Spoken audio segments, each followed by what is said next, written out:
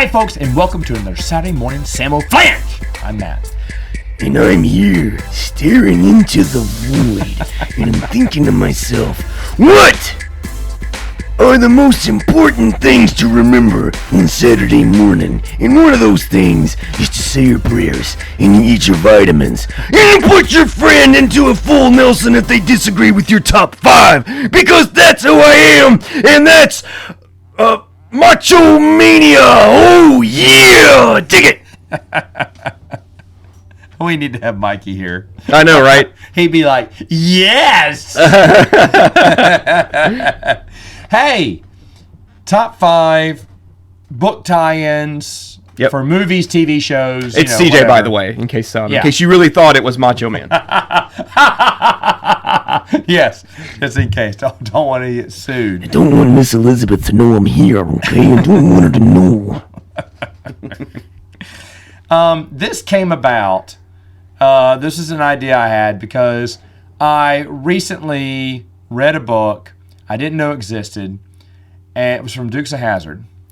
And they have a novel. I didn't know this. And it takes place before Season 5. Season 5 is the infamous Duke cousins who come in. I don't know anything about Dukes. You don't know anything about the Dukes? No, but I know enough. What happened when there was a contract dispute and the stars left for a little while, and so that first half season is these Duke cousins who are generic. I've heard you talk about this. Cardboard, characters of the real deal. They're the fakes, the poor man's Dukes. Yeah, they're like the new class. They're like Saved by the Bell, the new class. Yeah. And you're like, where did these people come from? We don't know you. Why are they here? Why are the Dukes who are on probation allowed to tour the NASCAR circuit? Because that's the story they gave. And it didn't make much sense.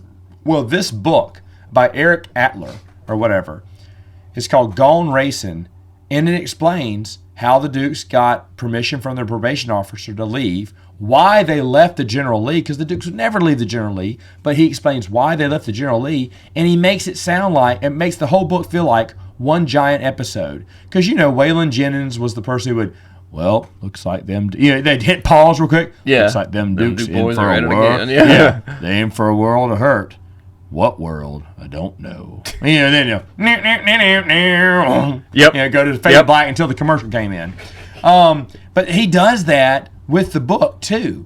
And it was just so incredible. And I thought, okay, what are some books or TV shows that never got, there's some book tie-ins that never got made, or there needs to be more made. They're not making them anymore, that I would want to, because some stories aren't going to continue anymore. The actors are dead and gone, or they're too old to reprise these roles. So one of the ways you can do that is through novels, book tie-ins. You could even say comic book tie-ins too.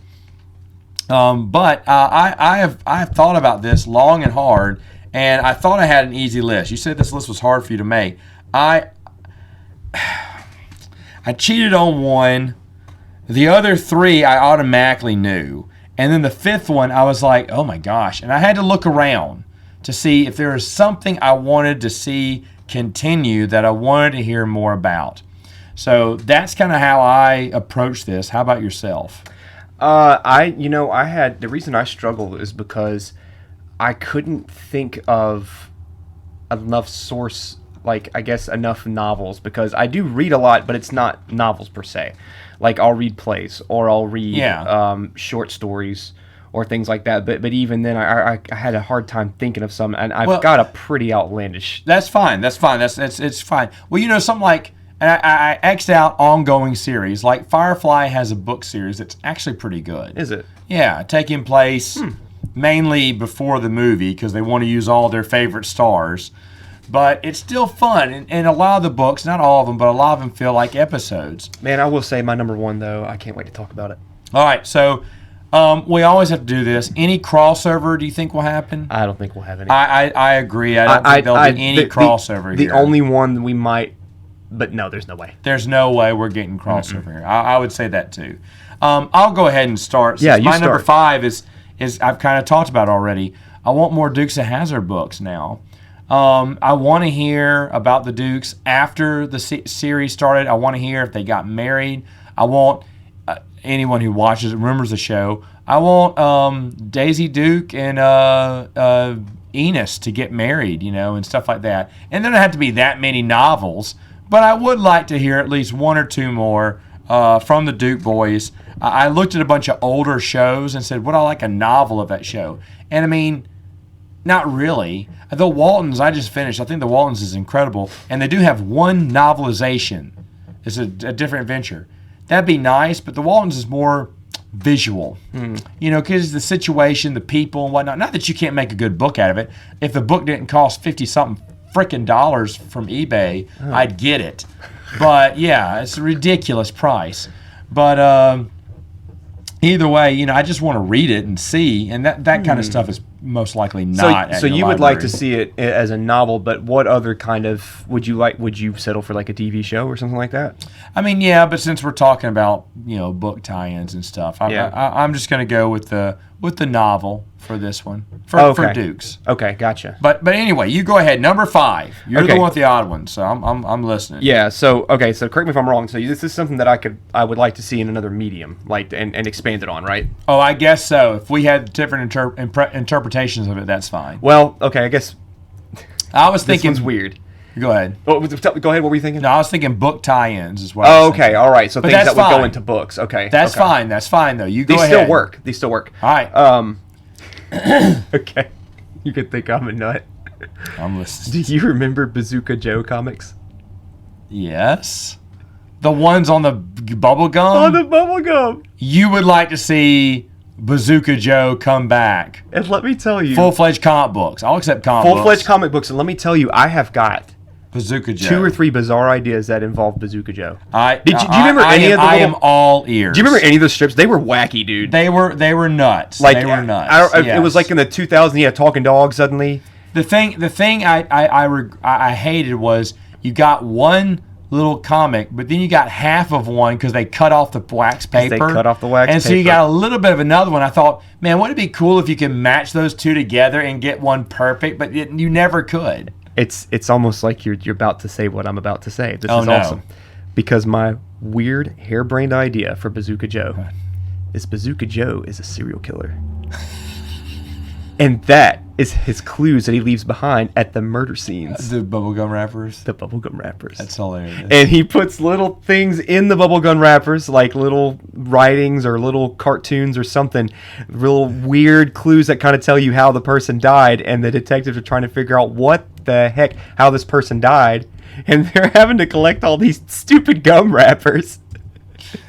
Okay, so I'm trying to see if this guy is public domain, because that's one of my harebrained ideas. The other one is he has a box of Bazooka Joe bubblegum, and each bubblegum he chews puts him in a different multiverse.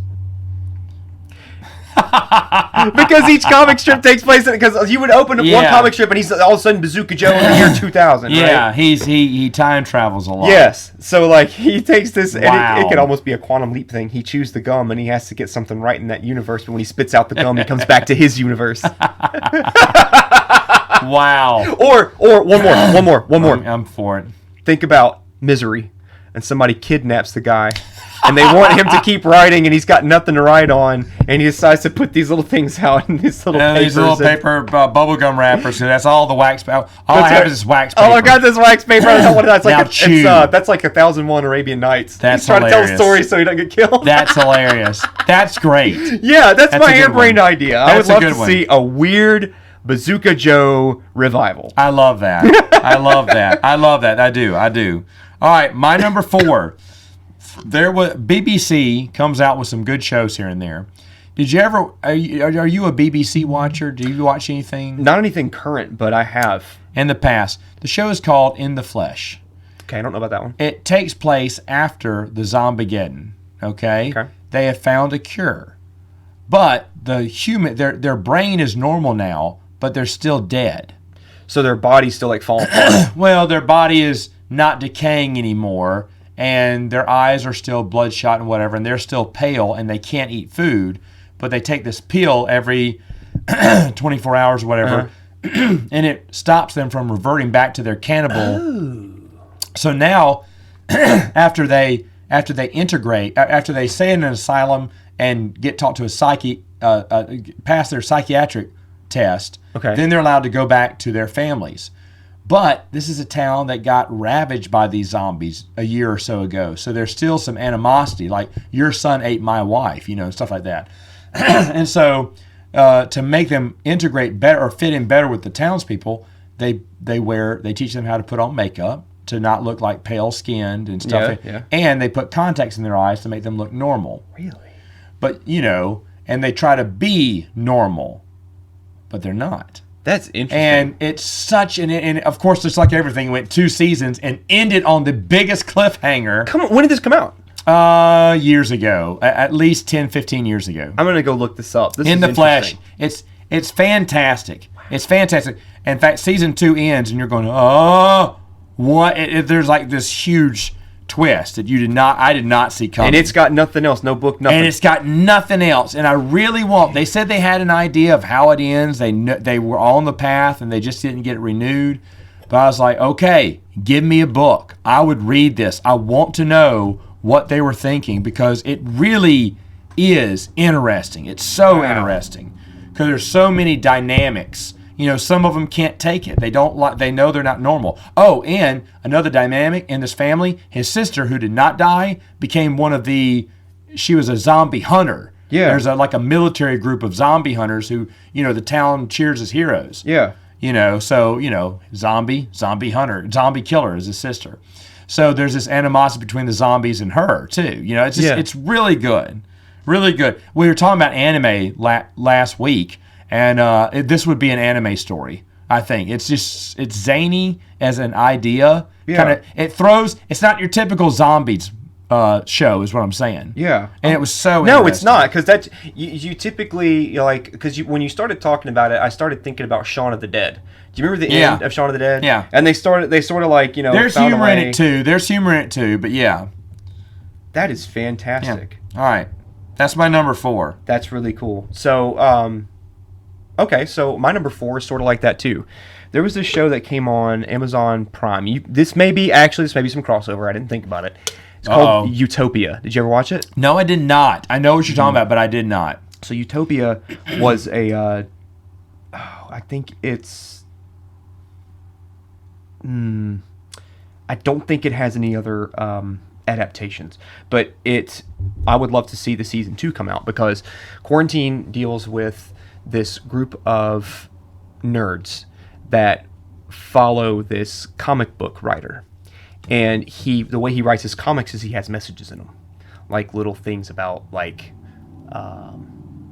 they deals with this character named Alice, and they think it has something to do with like viruses, and he's like predicting stuff like a Nostradamus, and they're like trying to decode his stuff, but everybody takes these people for because they're aware of people doing that with this guy's comics, but the most dismiss.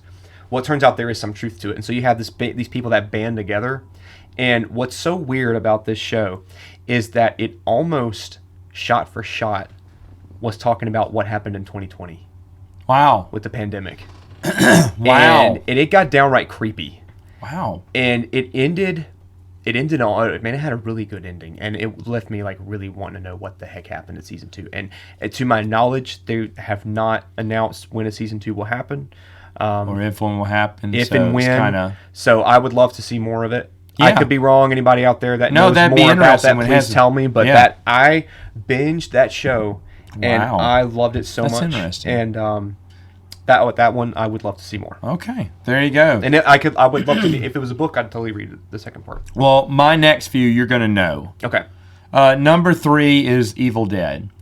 Yeah. Ash versus Evil Dead, the TV show, was good. It went a little long in the tooth for me. I think it went like 3 seasons. I wish it would have gone maybe 2 or 1. But it ended. Did you ever watch the TV show? I didn't have Showtime. Oh, okay. It ended as, these things end, on this big, heavy... Well, do you know the alternate ending to Army of Darkness? No, I don't actually. Okay, well, he takes too many drops... And he doesn't sleep and wake up in his time. He wakes up way past his time, and it's Armageddon. And he goes, no! It's like the end of Evil Dead 2. Oh, yeah, okay. When he wakes up and all the "Hail, he who has come from the sky to deliver us from the terror of the Deadites." Yeah. You know, and that was a great ending. Yes. Well, they decided to do it again, but the studio said, "You can't do that. You got to bring him back home." So they brought him back home. But they had this plan. Well, the TV series kind of ends on that, premise again. And Bruce Campbell said, "I'm too old. I'm not going to do it. It's done." Maybe they could do some, a cartoon or something from it. But the thing is, that takes a lot of production, and it doesn't look like anyone's getting behind that. In fact, they've kind of moved on from Ash now. But, I kind of wish people would adopt more of the, the TV used to be on the radio. Yeah, that'd be great, That would be awesome, too. Yeah, voice radio dramatizations. Yeah. Who is the one that does it for Doctor Who? I have their 2 seasons of Highlander. They did it for a Big Fish, Big Creek, someone in the UK does audio seasons for Doctor Who. Okay. And they did 2 seasons of Highlander a couple years back. It was really good. And they did something like that for Sandman. Okay, yeah, and that's a great medium that they should explore more.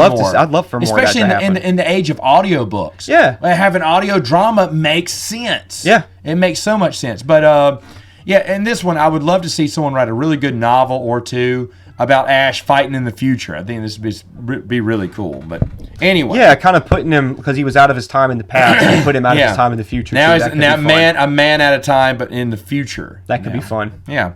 All right, give me some sugar, baby. What's your number 3? Number 3 is a play called Los Vendidos. Okay. And this is something that I don't necessarily need to see like a continuation or anything, but I'd love to see it as like a movie because it's very short. So I know that in our age, there are things that are not allowed to be said. So Los Vendidos is a... They'll say it. It is about... They didn't give an F. It is about It is a used Mexican lot, is what it is. And this executive comes up to the lot to buy a Mexican to work for her because their company needs diversity. And so she tours the used Mexican lot. Of course. For which one she wants. And so she goes to the first one, and he's one that's used to working in the field. Goes to the second one, and it's just one that is always in gangs, always in trouble. Yeah. And then there's a third one who is perfect, upstanding, but then ends up being, revolution. Down with this. I'm not just gonna come do your work. I'm gonna take over here. So and then they chase this executive off. Well, then in the end, you find out the dealer. Because so what it was, these used Mexicans, quote unquote, were robots. They weren't real people. And so that when they started malfunctioning, and so that's why she left, because the third one was malfunctioning. But at the end of it, when they chase them off, it turns out the dealer was the one that was malfunctioning. That was a robot. And they were running a con against people who were all like, we need diversity in our workplace, blah, blah, blah, and trying to check boxes. They ran a con against them and made money off of them. It was such a funny play, and honestly, I'd love to see it something bigger so more people could see it, just because it's so funny. That is interesting. I loved it. We did that for a college play. It was really funny. All right, my number, where are we now? 2. Another one you've heard of, Highlander. Oh God, yes. Actually had a group of novels. I have them. I've read them. I just now talked about the 2 audio seasons they made. They were short seasons, like 4 episodes each. But it was great. I loved it. Did you ever watch Highlander, the TV show? Or? Yes. You did? Okay. I don't remember the end. It's been so long. I started rewatching it last year. So season 2 of the audio drama is The Four Horsemen. Really? It's a 4-part story about, and they brought all the Four Horsemen back. Wait, they brought back the actors? They brought back the actors to do their voices, to do another story of, back when they were the Four Horsemen back in the day and stuff. I was like, that's what I want to hear. Man. I want to hear Mythos' tale. I want to hear, tons of tales. I also want them to fix how Highlander ended with the Source, which even Adrian Paul said was an awful movie. Mm-hmm, he said that wasn't the movie that I signed on for. There was a ton of rewrites and everything. That movie was a bad one. Garbage. It was garbage. And I'll be honest, Endgame. What was that? The last? What were was there two of them? Endgame. It was Endgame Endgame. wasn't as good either. So No, it didn't live up to it either. no, it didn't live up to the rest of the series. Didn't do it honor because the TV show really elevated that whole TV show was good. series. It's excellent. It's excellent, and I'd love to see more. I read some of these stories. Some of the novels. They're only like 200 something pages each. They're very light to read, little paperbacks. They were very cheap online, so I bought them all. And for the most part, they were generally entertaining. Some were great. Some were really great. There was one that goes through how Darius, remember the monk Darius? Yeah. When he was evil, how did he become good? And Oh, they tell dude. that story. And Oh, it's okay. excellent. Because There's so much for them to build on in that. Yeah. That's awesome. there's so much back. And there's one with Fritz that's hilarious that he and Duncan are going up to the Klondike during the gold rush and everything, and they're dying Okay. over and over of frostbite and death and disease, and they just keep dying, and they're so miserable they just quit. I like and that. they end up getting like no gold. I mean, all the gold they try to bring down from the mountain, they don't. They I like lose, that. and one they get attacked by bears and Yeah. die. I mean, it's just That's awesome. It's just really they're constantly dying because they think. I think one of the scenes was that. Duncan's wondering where Fitz is. He went, "Oh, I just died. I fell back in the back of the cabin and died for a bit. But I'm back." He's like, "Oh, I thought you were sleeping." Well, that's why I told her. The guy doesn't even know they're immortal either. So they're trying to tell him that they're just tough. They got tough. Okay, they're he still was dead. trying to I saw- hide that. I Yeah, saw him yeah. get mauled by bear. Yeah, but he's really strong. He's just He's a got really a strong tough guy. constitution and stuff. And it's just so. And I know today they could even make better stuff if they got the right people. Yeah. And I just want them to take over where the source left off and say, let's try to explain all this to make it fit, and let's move on with a great story. Yeah, if they could somehow just retcon that movie. Yeah, just retcon it or whatnot. Yeah, and then It wouldn't be Duncan hard. woke up, and it was all a dream. I'll even take that. Yeah, that'll be fine. I'll Whatever. even take that at this point. The expectations after it were so low. Man, I was so excited when they announced Highlander I the know. Source. I watched it on Sci-Fi Channel, the premiere. And I remember I was excited with a bunch of other people. And then the next day when I went back to work, I looked at the IT guy, and he just looked down, and I did too. And I was like, it was awful. He went, yeah. I was like, no, I mean, there was not one redeeming thing. And we were like, just aghast at how terrible it was. Because we were all hyped. Yes. Because I had problems with in-game, but when I saw the source, I was like, well, that may be better. This may be better for me, but it was not. It was not. I know. So Total shame. more novelizations from the Highlander, because there can be more than one book Yes. in the series. Okay. All right, But there needs to be only one really bad movie, unfortunately. yeah, not the case. there has been. Yeah, I take Highlander 2 over. Oh my God. Yeah. Over any of those new movies. But Jeez, I'm Highlander 2. all right, so what is number 2? Number 2 for me, you know David Eddings? No, do I? No. He's a high fantasy writer. Okay. He's got a book called The Redemption of Althalis. Okay. And he does write a lot of fantasy novels, and a lot of stuff that I'm really shocked hasn't made movies yet. But my wife turned me on to David Eddings and got me to read Redemption of Althalis. And I haven't finished it yet, but I know that it's the only book of Althalis. Okay. And the book deals with time travel, a bunch of cool stuff like that, and I'm starting to get into the meat of it, and I really love it. And when she told me there wasn't anything after, I was like, No. I don't care if it has a good ending. I want more. Yeah. So, but I'm gonna read more of his stuff that doesn't deal with Althalis. He's got other books, but that's one that I'm eating it up. I love time travel. Yeah. Time travel books are my favorite time travel movies. All of it, especially when they're written well. And this one is so far I'm just really digging it. But it's the only one, so I would love to have more to look forward to. Oh, good. All right.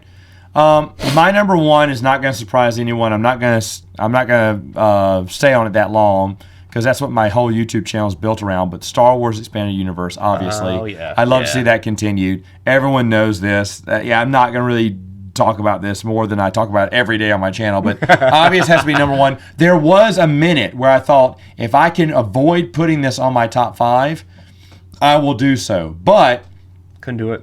I knew my top 4 immediately and looked everywhere, and I said, well, you know what? The Dukes of Hazzard book started this idea, so I'll put Dukes of Hazzard my number 5. Because I really looked at other things. Spartacus, which is a series I love, came out with 2 novels. They're good. I don't need any more of Spartacus. You know, and then I kept looking at, okay, what are some other movies or TV shows I like? I'm good. I don't need that to continue. I'm good. You know, and I just kept looking through, mainly through TV series, because that's where you kind of want the story to continue. And, but when I looked around, I was like, nope. So I ended up keeping Star Wars in here, which, of course, everyone was screaming, he's going to pick Star Wars #1. He better pick Star Wars #1. Yes, you're right. You're right. But I did try to avoid that because that's an obvious. So I wanted to pick something else. But because of the because when I thought about this, I went, this is a great topic. And I told you about it. And you said, I need to research that. I went, I don't. I got 4 already. And then I spent most of the night trying to find my 5th one. Yep. You know, let me see. Golden Girls, did they need one? You know. Yes. Oh my goodness! Did you know? I just found this out. I did a few weeks ago. I did one on spinoffs that should have happened, and I was talking about how my wife would have said one of each Golden Girl should have spun off. That would have been her top 5. But they did have the Golden Palace. Did you know about this? Okay. Yes, I never watched it. I was aware of it though. They have another one called Empty Nest. Yeah, I know about Empty Nest. That's a spinoff of Golden Girls? It is. What? Because it was a forced spinoff. They introduced the guy for like 3 episodes, and then he got his own. He lives in their same neighborhood. It was their doctor. Yeah, I think so, yeah. So Blanche makes a guest appearance in the first episode. Dorothy B. Arthur makes a few. It played along with the last few seasons of Golden Girls. Well, Dorothy B. Arthur made a few guest star appearances. I don't think what's her name? Betty White. I don't think she made an appearance. But the mom became I can't remember her character. Estelle Getty. Sophia. Yeah, Sophia became a main character in the 6th season. I guess after the Golden Girls had ended. Because Empty Nest, I didn't know. I've never heard of this show before. It went 7 seasons. I didn't know it went that long. I was aware of it, but I didn't know. Wow. But I guess the 6th season was the same year that they did Golden Palace. Golden Palace didn't last. So Sophia was free, and they brought her over to the last season of Empty Nest. She's one of the main characters in that one. She joins the cast. Wow. It was so weird. And then they made a spinoff of that called Nurses or something. From the nurse or whatever or something. I don't know. But I remember the nurse character. But it was a spinoff of a spinoff of a spinoff. Good of, Lord. Know. I don't even know if B. Arthur's arms are long enough for that reach. But anyway. Interesting. But yeah, that was interesting. I just wanted to watch that. All right, so what is #1? Who does #1 work for? I am so excited to talk about this. Did I ever tell you about The Last Ronin? I know that one. That's my number 1. You want that to have, okay. I want that. Why? Because very honestly, interesting. I would like it to have more, because there was only one issue dedicated to each of the turtles. And I want more. Wow. Not necessarily after. That was Raphael, right? Was he the last Ronin? Wait, okay, hold on. Spoiler alerts for anybody. I didn't know that was we can talk about it, but I'm going to hit spoiler. Okay. Okay. You don't know the first issue. Don't spoil it. Then. You don't know the first issue. You don't know because he's using all the weapons. Okay. Don't tell me. And so you know about Old Man Logan. Yeah. So this is Old Turtle. It's an old turtle. Is it the last surviving brother? They're all dead. They're all dead. All right. Including Splinter.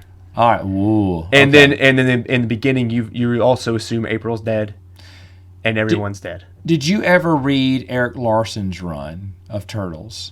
I've seen some of the issues after I read Last Ronin. I went back and they just recently got the trades out, and I've been tempted to get that whole series. Correct me if I'm wrong. Is he the one that like all the turtles like Donatello busted his shell and he had to put his brain? Yeah, the cyborg. That's right. Leonardo eventually got his hand chopped off. He had a sword in his stump of his hand. And then I think Raphael lost an eye in the very first book. Yeah. Yeah, and Michelangelo was the only one unscarred, but it was a black and white comic book and ode to original Turtles. Yeah, to Larry Eastman, To make them stand out even more, he mutilated the Turtles. Yes. Which everyone hated. I actually loved. I thought it was really interesting. It was a darker, more grown-up, grotesque one. I like that. That takes place after the series ended. It kind of kept that continuity. Now, of course, Eastman and whatever have taken the story and said, that's not the end. That's not how it ended. They took, But I like that because it does. I mean, when you play with dangerous toys, you get hurt. Yeah.